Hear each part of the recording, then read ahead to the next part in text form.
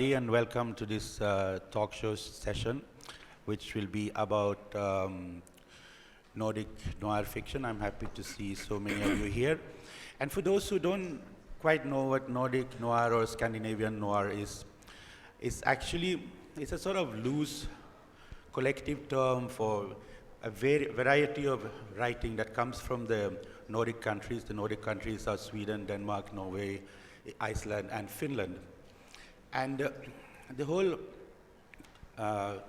wave started really around 20 years ago or so with the Swedish writers who started writing best-selling crime fiction. For example, a writer like Henning Mankell.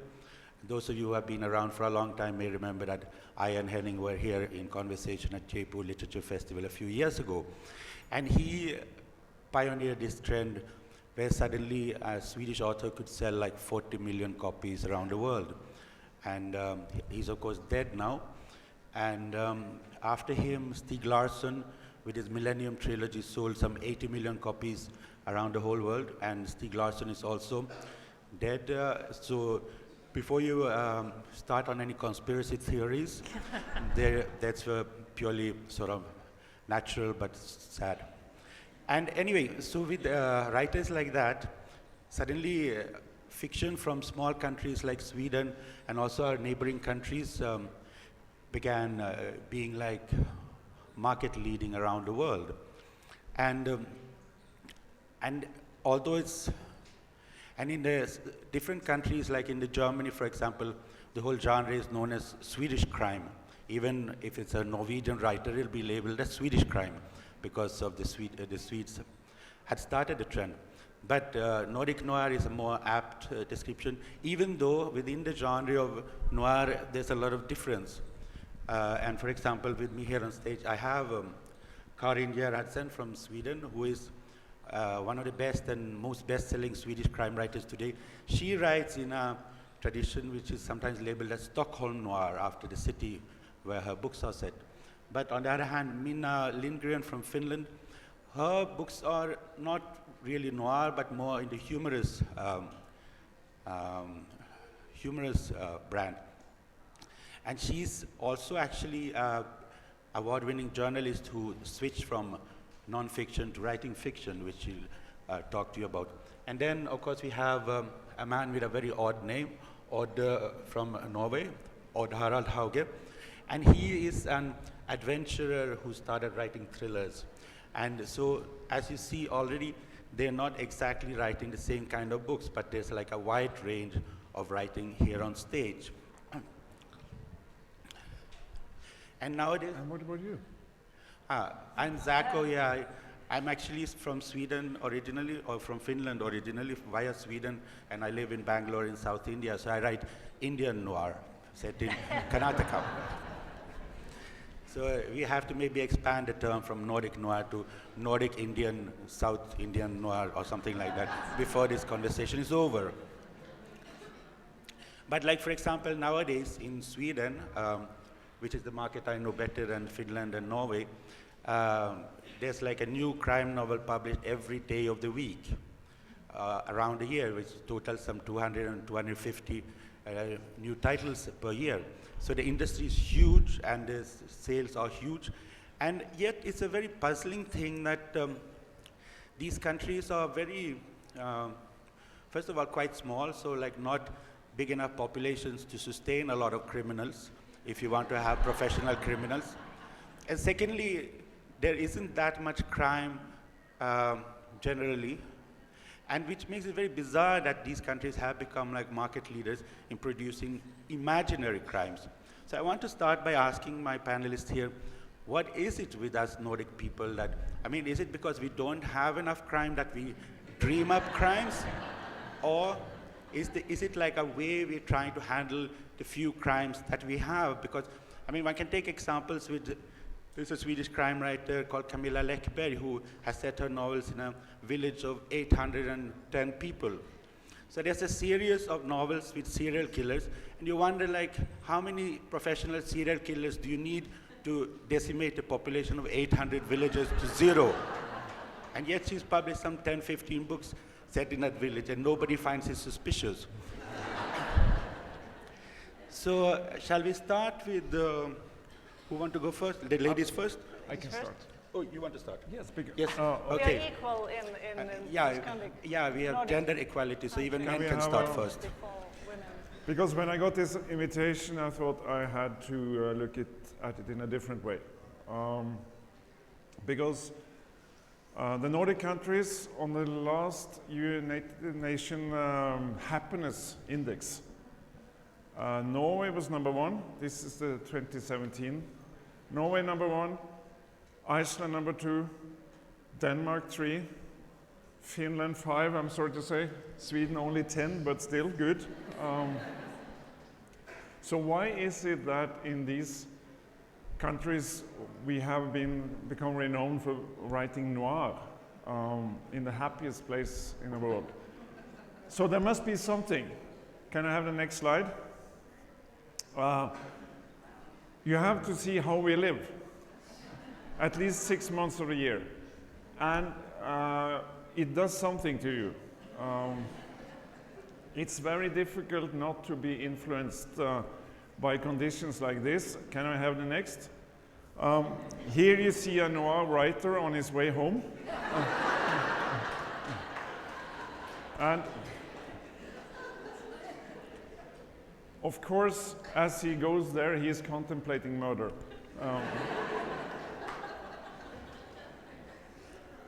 It's a typical autumn day in Norway. Then we can look at the winter day, at the next slide. This is a typical Norwegian village, and people don't meet in cafes, tea shops or something like that because they don't exist. And if they existed, you know what would happen with them. Can I also have the next? This is when you come out of your flat in the morning, and then you start clearing your car, and then you discover after a while it's the neighbor's car. So you go and poke around, and then you remember that you left it at the office. And of course this does something to us. You agree? Next. We are outdoor people. I don't know really why.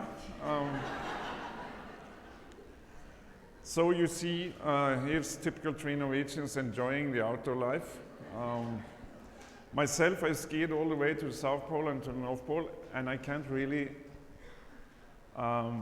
understand why. Next, please. Hanging on to life.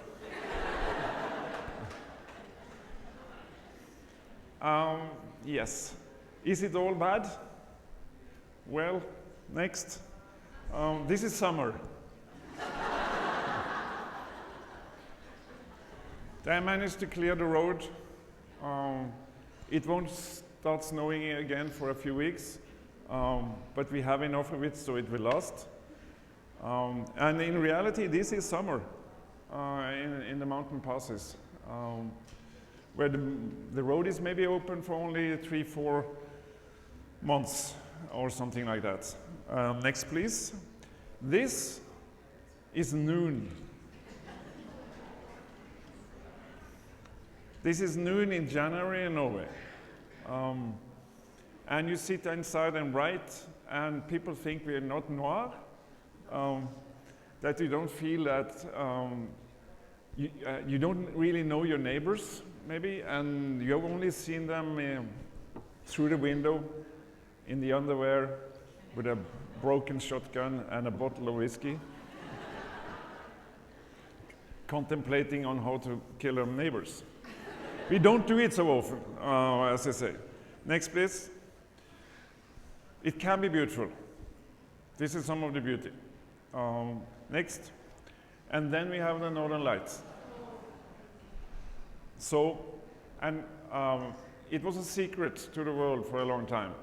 But now the world has discovered it. There is a rush of tourism, and it's in the winter season. So if you want to see the Northern Light, the most spectacular show in the world, you have to suffer all the other things I've shown you. Next. And then it's a last one. It's something that makes us cheer up. I've seen it, of course, many times in my life, but it's only in the northern part. So people in Oslo maybe have never seen it. So that's why we stay so noir in my view. Now it's your turn.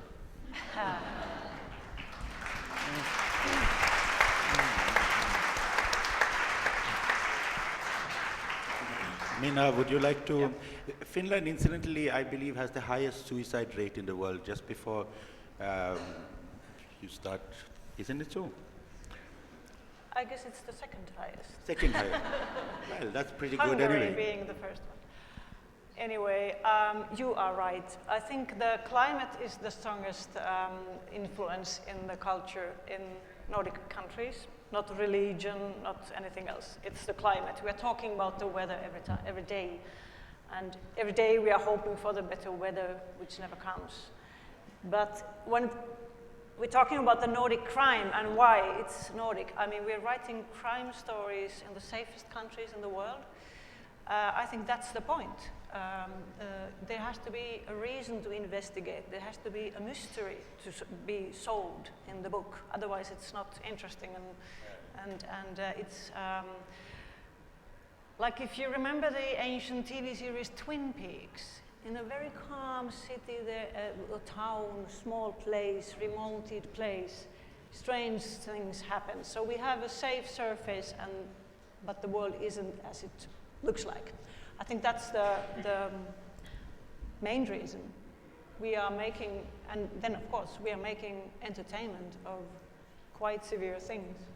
Isn't that a little bit morbid to make entertainment of such severe things? I mean, considering that these severe things don't hardly exist in reality. That's why it's so easy for us. It's fiction.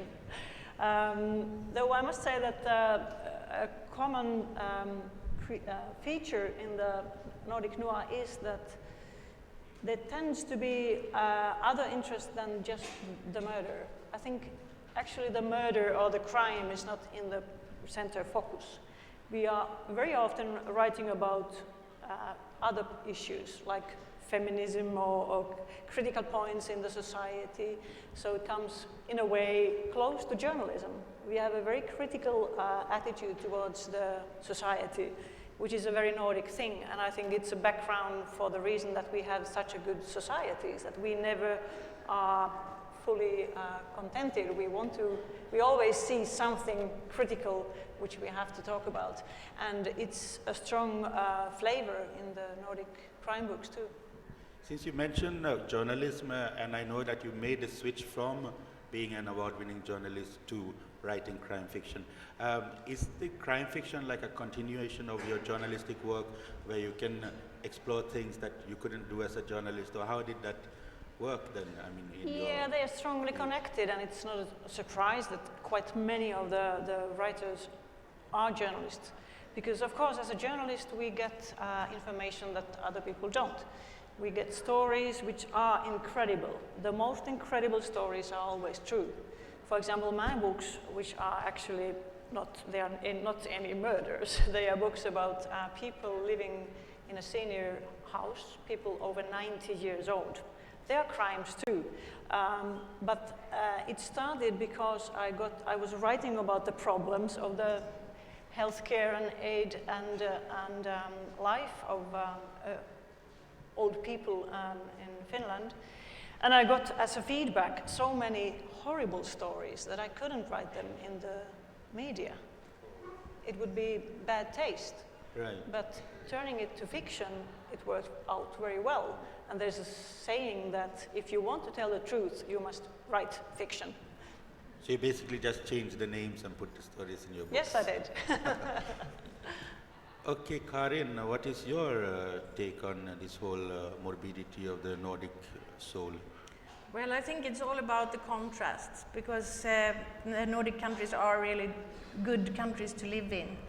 But of course, there is crime in the Nordic countries too. There are always crime. Where human beings are, there are crime. So I think it's all about the contrast in describing the beauty of the country, the nature, the sun or the darkness or whatever, and with a flavor of crime. And as you said, Minna, the mystery that needs to get solved, that makes people read, even though they might not have time to read, they want to finish the story because there is a mystery to be solved. And I also think it's a lot of psychology in the Nordic noir genre. And I think we're quite good at that because we're not satisfied just to know what happened and why. We want to know what created this criminal, what's behind it.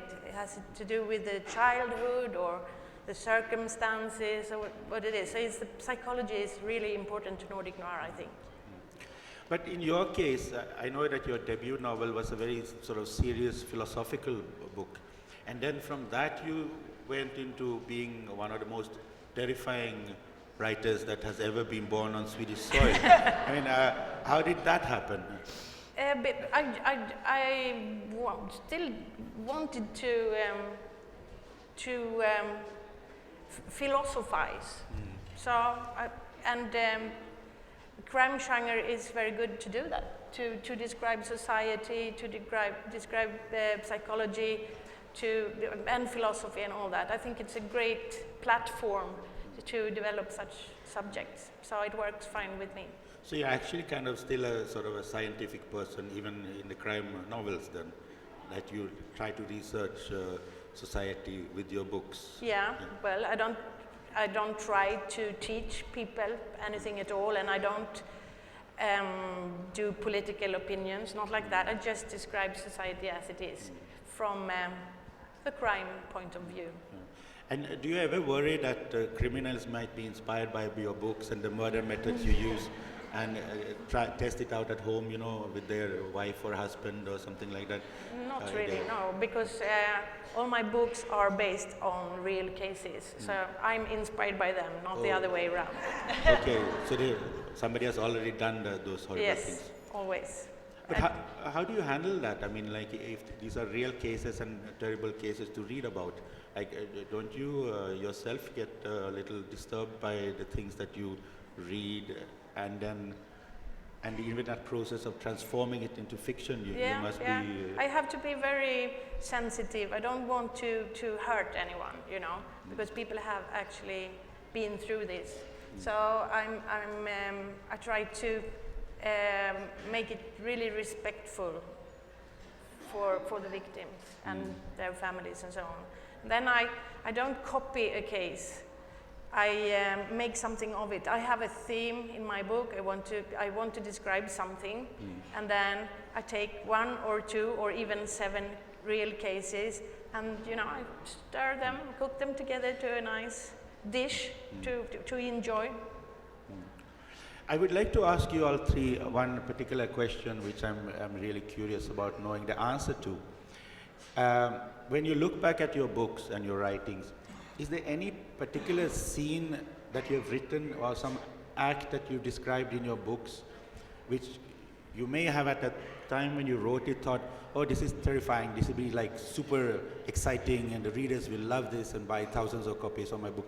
But afterwards you think that, what a horrible thought. I mean, how could I be so depraved that I wrote such a scary thing? Like, where did that come from?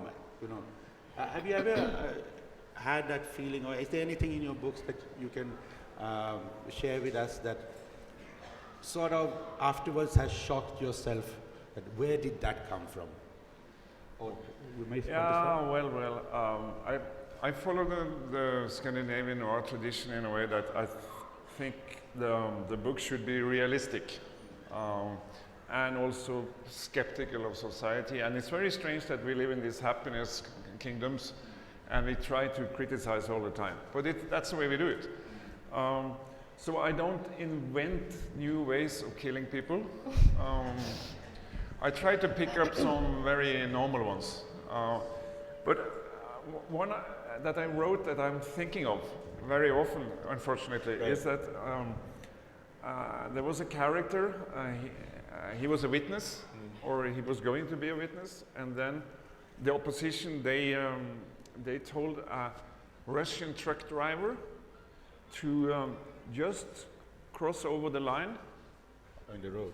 on the road, and when he met the guy Who was coming in his own who car. was coming in his own car, and then it's over in like this. Not very sophisticated, but when you're out driving and you're thinking, and you pass thousands of trucks and there is only this thin line, and so I only need to meet one of them. The wrong one. The wrong one, yes.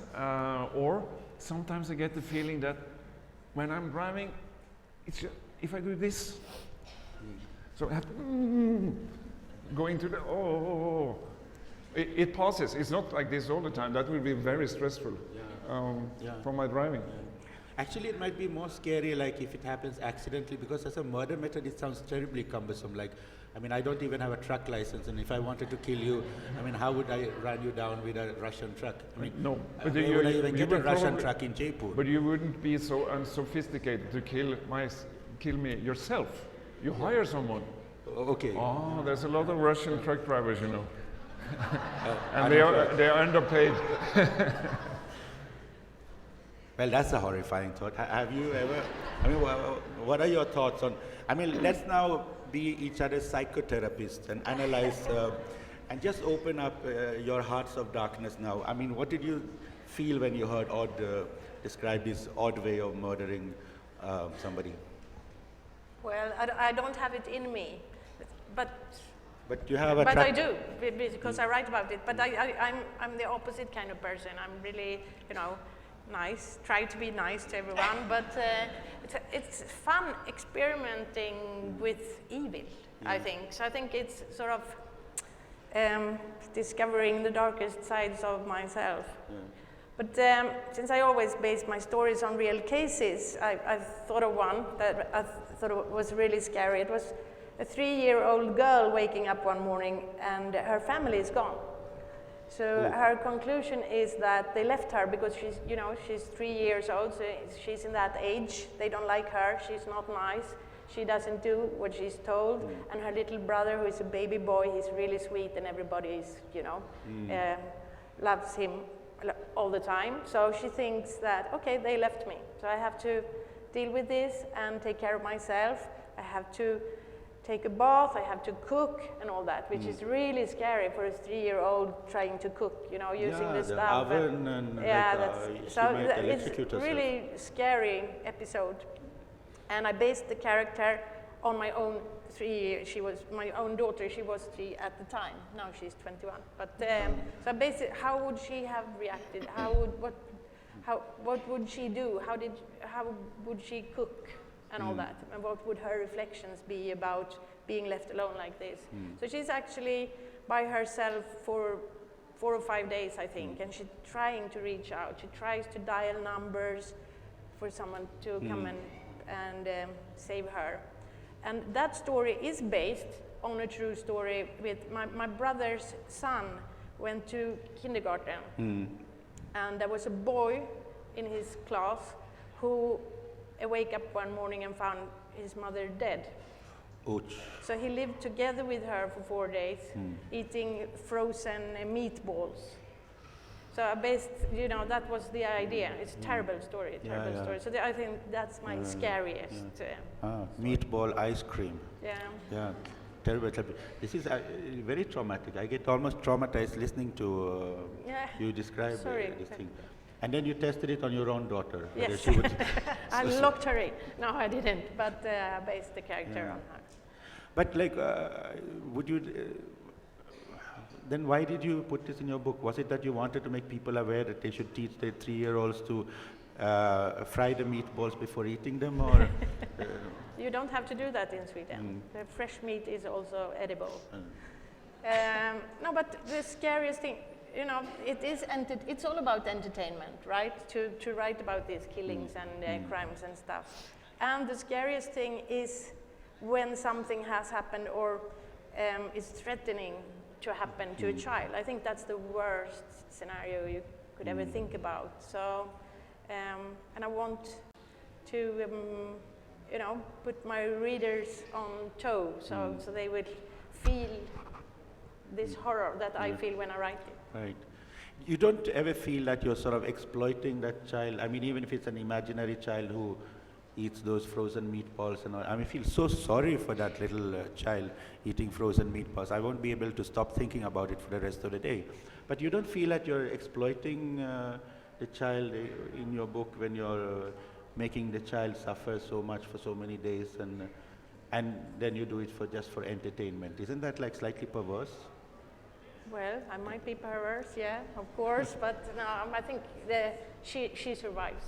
So she's sort of a hero, you know. Oh, that's great. She manages to. Okay, now I can get over this trauma. I would never. I always treat my characters respectfully, so I would never hurt. Yeah. That's so nice of you. Thank you. And Minna, do you have anything that you want to share from your heart of darkness out there in the Finnish dark? I think, speaking about therapy, I think all writing is therapy. And for me, writing about all the facts that I learned about how people how people treat old people in Finland was so shocking that I had to write 3 fiction books about them. And then it's, of course, up to the reader to decide if this is true, if this could have been true, or if this is fiction. But like Odd said, being realistic is quite important. And it ends up that all those stories that really are true, people think they must be fictive. So probably my most horrible story in these books is a case that I've heard from several people, several senior houses, several old people being sexually harassed while the morning bath. And this is terrible. And this is something I could not write in the media.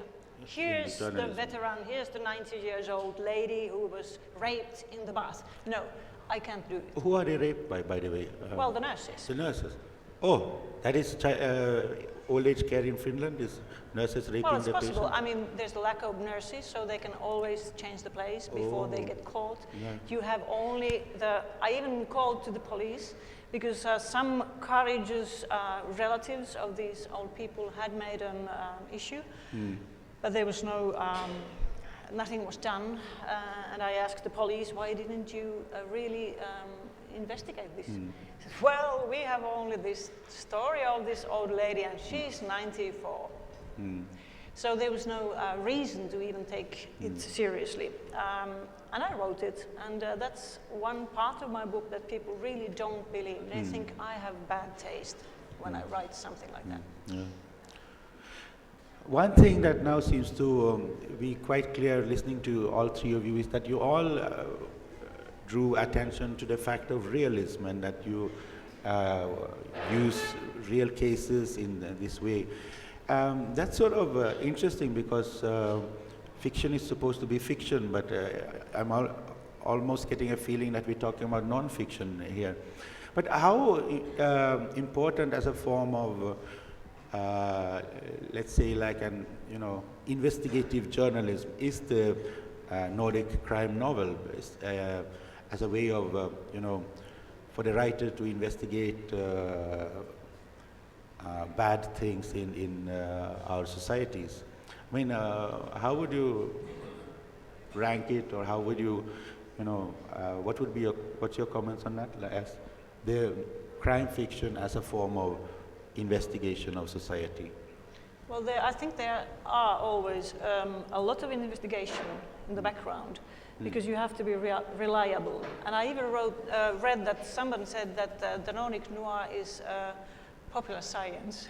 Popular science? Yes, because you can, you must, if you invent a very complicated plot with, for example, chemical something in chemical industry and blah blah blah blah blah. Like in The Bridge, you have to know it. You have to take. You have to know how is it made, what is the reaction, and what happens then. Of course, you have to know the law and the procedures and so on. And if you take a character who is a dentist, you have to know everything about being a dentist. But I think this is normal fiction. Yeah. I don't believe people really write fiction just imagining something from thin air. And Carin? Well, there are plenty of subgenres as well. I think the four of us belong to different subgenres of crime. So, I mean, we do it differently. And Odd, in your case, I mean, are you in your books sort of investigating society in any particular manner? Absolutely. But you hear here the main characters vary from 3 years to 94. So the Scandinavian Noir is a wide term. It is definitely. And also, I don't really agree that it became international brand with the Swedish Lawson. But if you go back to Ibsen and Hamsun, two Nobel Prize winners, they were also quite noir. Yeah, okay. So and that's why I think it will last. It's not like something that will just pass. But it's a part of our tradition. Absolutely, and the weather will not improve. So we will have it in us all the time. For myself, I come from finance. I'm really a businessman and a financial journalist. So I invent new ways of cheating people. And I've been quite successful at that. And you do this in actual life also, or is it in fiction? I mean, I just want to check. We can talk about it afterwards. But and then you can have a very skeptical view on this part of society, economics, finance, and how ordinary people are treated. And I know nothing about police. I haven't almost never met a policeman, so I can't write about police work. But I know a lot of criminals. So I can describe more how they think, at least in financial way. You said that you know a lot of criminals. Are these like colleagues of yours, or? They used to be. And now they're in jail. I've been a stockbroker, so I know quite a few, yes. But they're still out. Yeah, it's very difficult to catch them. Very. But so, like, my next question would be, like, do you think that the crime fiction in any way can be said to promote crime or criminality in any form? Yeah, I think maybe people can get inspired, but that's more with film, I think. And if you live in the States, the United States, right. You can watch violent movies 24 hours a day, and everyone has a gun. So you get inspired. I don't think you can read a crime novel and then you raise up and go over and kill your neighbor, because you need to plan it a little. Yeah. I also think like literate people might be too intelligent to just go and kill people, but maybe the ones who watch films, like you're saying, get a feeling that crime is like a normal thing to do, or killing somebody becomes like the idea of killing somebody becomes normalized when you see it too many times happening. It gets on the normalized, screen. yes. I think so. So film is much more dangerous to society than reading a book. Yeah. So stop watching movies and read Swedish and That's why we are Norwegian here. and finish crime fiction instead. What do you say, Carin and Minna? I would never inspire anyone to crime, because my books are really dark, so that would scare them from crime, I say. There's no happy ending for the criminals in your books. That's very good to hear. It's sort of almost reassuring. Yeah, with really feel bad literature that I write. Yeah. Feel bad literature. Another new brand name for Nordic noir. And Minna? Well, my books are not like Ibsen or Nordic noir. They are hilarious books about how fantastic it can be to be an old person. You need friends. You have to be social. You must be active. Enjoy life until the end.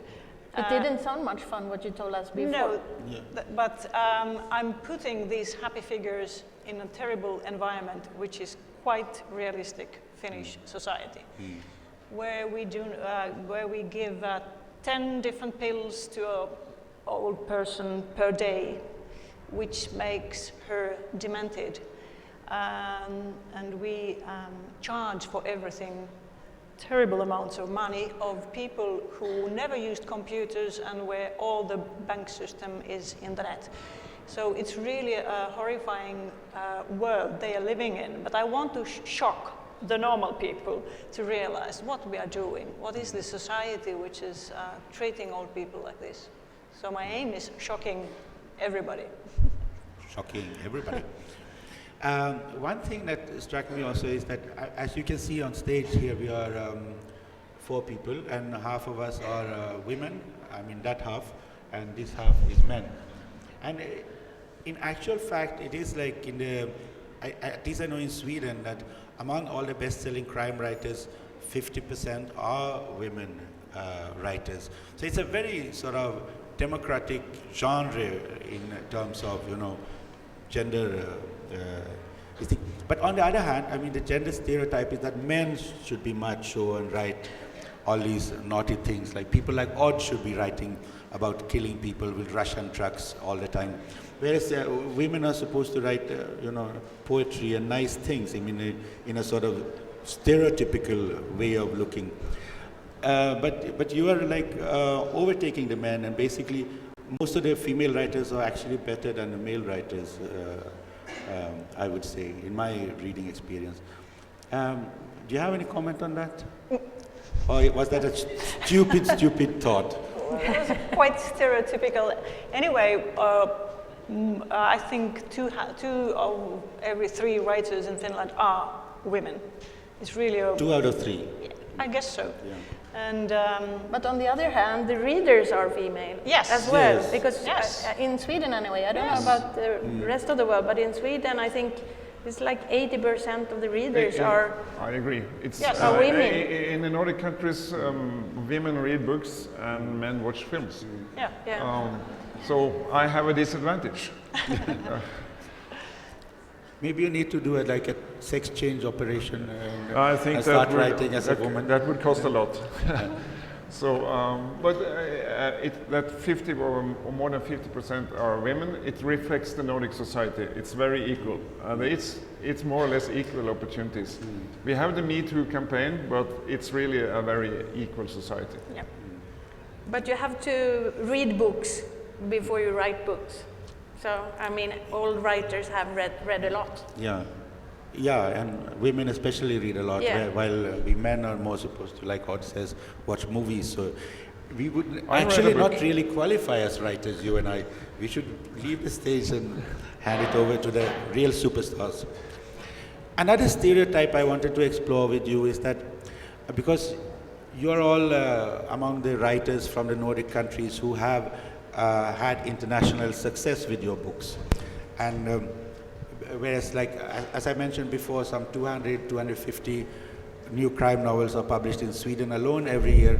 And not all of those find an international audience, but many of them remain, you know, home products. While you here on stage, you've all had tasted international success and been translated into English and published in many other languages also. Like, I know Carin is super big in Germany, for example. And so, but when our books are translated and published in foreign countries, they often get very stereotyped. Like, even if the book is set in the middle of the summer, it'll have a cover picture with that snow and things that you saw, the slides that Odd was showing in the beginning of the talk. So the cover will look like something like that. Even if it's like in the middle of the summer, there will be snow. And even if the book is set in a major city, they usually put some little red cottage in the middle of the forest on the cover. So there seems to be a kind of marketing stereotyping of Nordic fiction when these sort of get published abroad. Yeah. Have you experienced that? It's a brand, and the publisher will play up to the brand, of course. And people have a vision of Finland, for instance. Can I have a little story about that? Because I've been to Finland a couple of times, but I have this vision. And I was talking to a Wall Street billionaire in New York, and he wanted to go with me to northern Norway and see the Northern Lights. And I said, yes, you can come this winter. And he said, no, I can't go this winter because I'm going to Finland. I said, Finland? Why the hell? Finland? Yeah, I said, so. I said, it's flat, full of trees, frozen lakes, it's cold, people are silent, they drink too much, and I went on and on. I was really, really on a roll. I kept on going for like 2 minutes. And then I looked at him and said, why the hell do you want to go to Finland? And he said, my wife is from there. All the best women come from Finland. So, it's a brand. It's a brand. Yeah, the Finnish women, yeah, I know. Yeah, Finnish women. And Carin, do you ever feel a little bit like when your books are published abroad and the cover doesn't look like anything that you thought?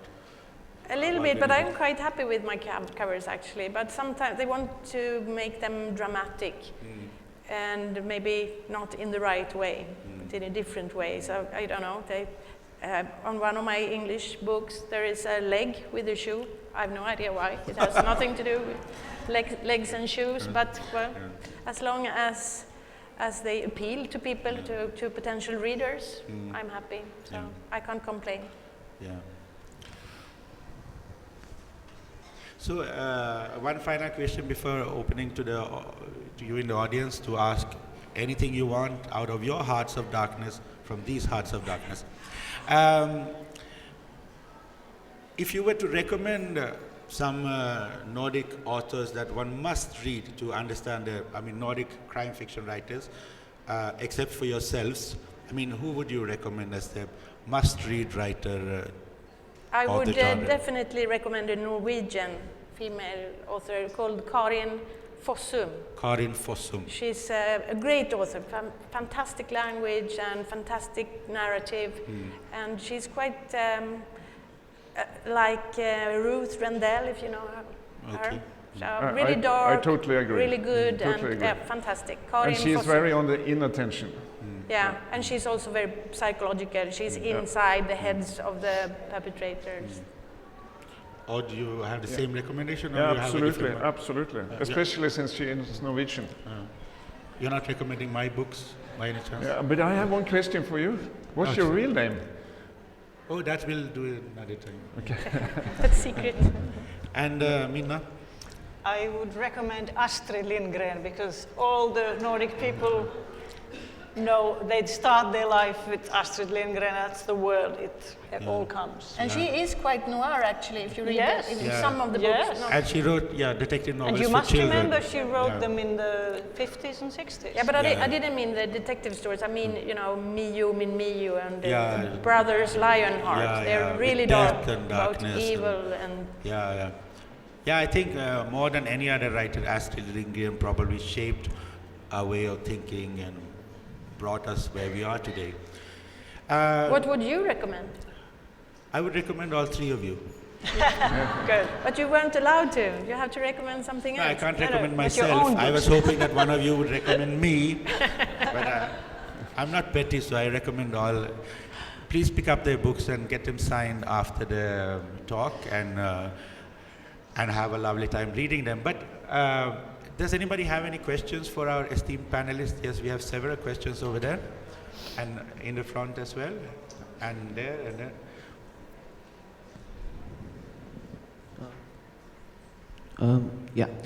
So I've been obsessed with Norse culture and Norse mythology for a really long time, and there are a lot of Norse things in the popular culture these days, right? So you have the Thor series, then you have Neil Gaiman writing. Am I audible? Yeah. So you have Neil Gaiman writing Norse mythology and American gods, where the protagonist is Odin, right? So how do people in the Scandinavian countries react to this? Because, I mean, what is the climate there? I mean, apart from the obvious climate, because people are usually touchy about mythological themes, right? You paint a cartoon of Muhammad and you get shot.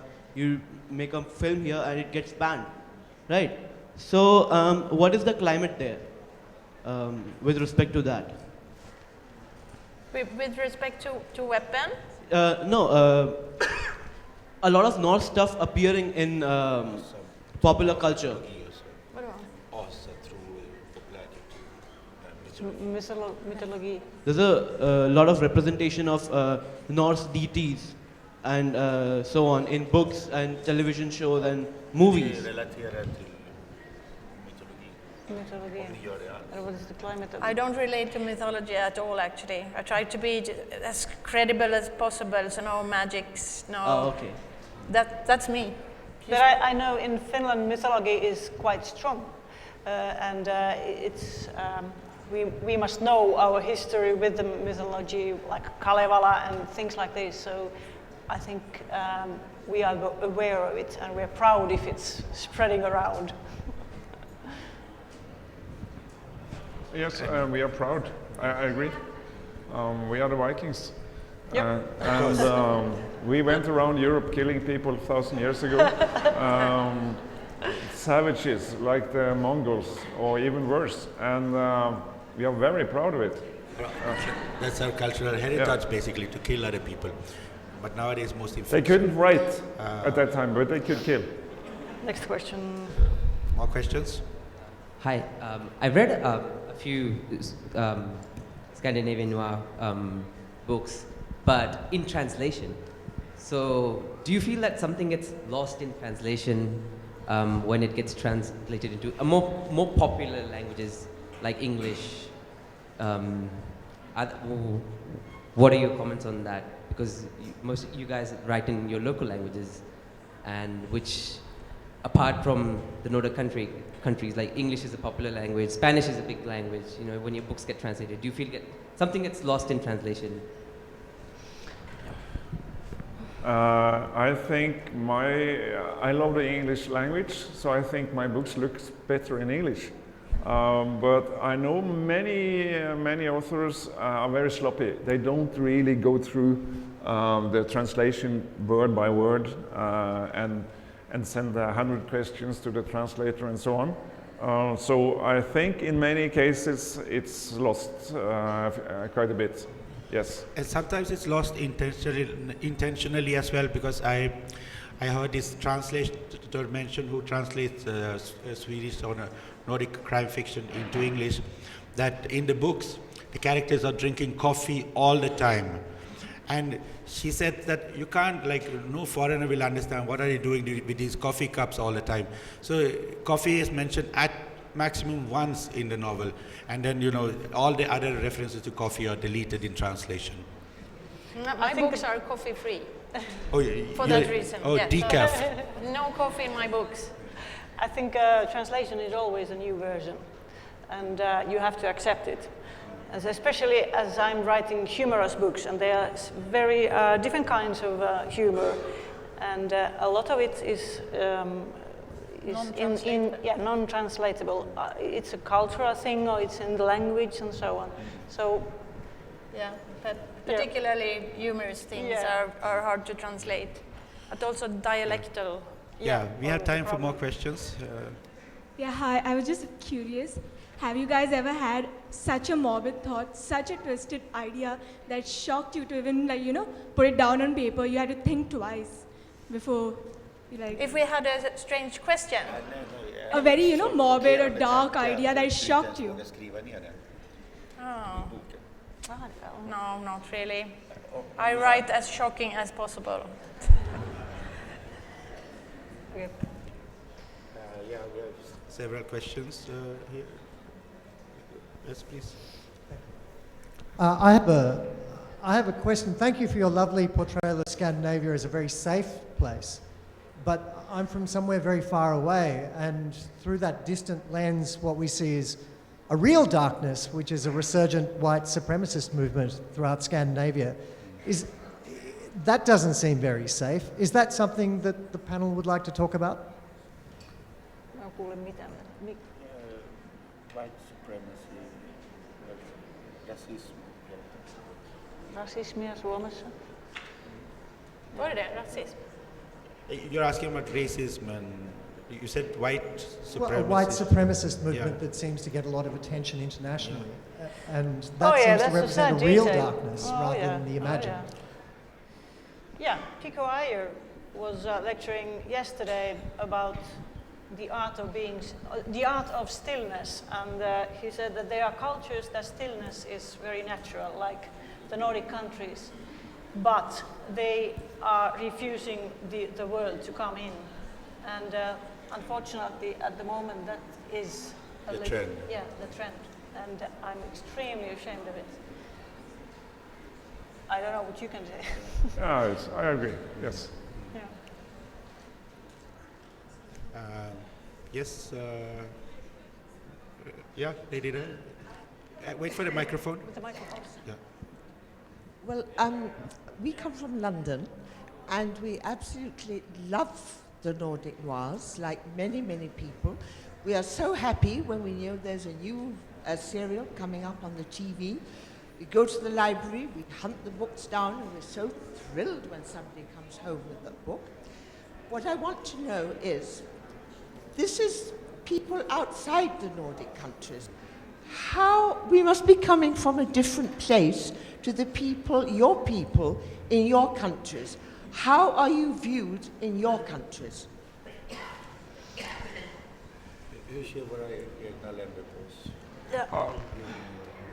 As writers, Well, crime writers. the status of crime writers and writers in the Nordic countries is extremely high because we are countries of readers, mostly women, but we are really a country of readers, and like newspaper, there are still people reading newspapers. And if you look at paper and online, the readership of newspaper is the highest in the world in these countries. Readership of books is the highest in the world. So it's a very nice thing to be a writer in the Nordic countries. The pay is low and the status is high. Sometimes I think it could be the opposite. But in Sweden anyway, we are not interested at all in the other Nordic countries' authors when it comes to crime. We read Swedes. So, you know, we have like 300 Swedish authors on the shelves, and we have like 5 English, 5 Americans, no Danes, no Finnish, and no Norwegians. Almost. In Finland, whenever somebody goes abroad, has a concert in London, has a book published in English, she or he is a hero. So. But on the other hand, I mean, we are also looked down upon by the sort of cultural establishment and the so-called serious writers who think that we are not serious writers, although we are actually much more serious than them because we write about more serious subjects. And so there is a tendency that the book critics won't take the book seriously. The newspapers won't give a lot of space to crime fiction to analyze it properly. Not like in your English and American media where crime fiction can get as big reviews as the so-called serious fiction. But in Sweden, for example, crime fiction is often rounded up in a, very briefly at the end of the magazine, if at all it is written about. So there is that perception that it's trash, and it used to be up to the 1970s or so. Detective novels were called intellectual weed that needed to be uprooted from the garden of literature. Yeah, and it's actually very unfair, I think, because to write crime, a mystery, makes it even harder, because we do write about philosophy and about politics and society and all that, but on top of that, it's a really interesting and complex mystery, which makes it more difficult to write. And we have to be entertaining all the time. We have to write page turners, which means that every page counts and has to be really good. Unlike the serious writers who can spend like 40 pages on describing a cat walking across a road.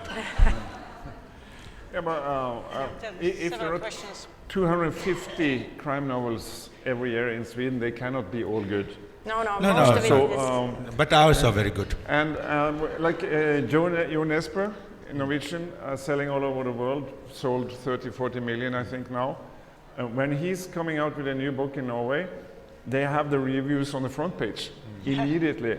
And in a country of 5 million, he will sell 200,000 copies in a month. So there is nothing like it's not serious enough or not good enough. We have time for another few questions. Lady at the back, in the mid-back.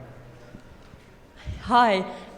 First of all, I have to say that I'm from Finland, so thank you, Norway, for the excellent description of Finnish people.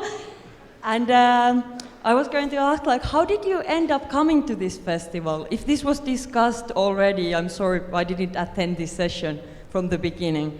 But how did you end up coming to a literature festival in India? Thank you. Well, actually, maybe I should answer this question because there's been a growing interest in Nordic noir and Scandinavian crime fiction in India itself. I live in Bangalore since 25 years in South India, and I noticed that like suddenly you'll find a lot of Swedish writers and Norwegian writers like Jo Nesbø, and not that many Finnish writers, but like your books will probably be there soon as well in the bookshops. So, and a lot of my friends in Bangalore, they keep, asking like, how come all this Nordic noir and how come so much crime fiction come from your tiny countries where the population of the entire country is less than the population of Bangalore city. So there's been a lot of curiosity about the phenomenon of the Scandinavian crime fiction in India. And in the recent years also, there's been a lot of more Indian crime writing happening than, let's say, 10 years ago. There was hardly anything being published in terms of crime writing by Indian writers in English. There's been like in the languages like Hindi and Bengali and Tamil and some other language, they've had a pulp fiction tradition with crime fiction. But suddenly,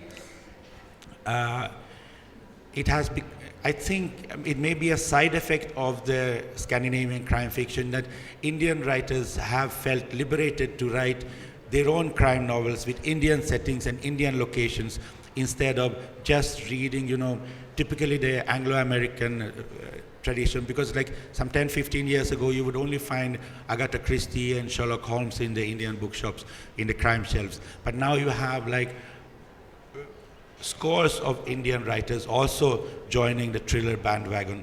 And so I think as a result of that, we have been invited here to talk about this phenomenon of Nordic noir, which is sort of, I think, stimulated. Because the idea that you don't have to write thrillers set in London or New York or these usual suspect cities, but you can set thrillers in any Swedish or Scandinavian town, it's a very liberating thought. And then you can imagine thrillers set in Bangalore or, Jaipur, for example. Question over there?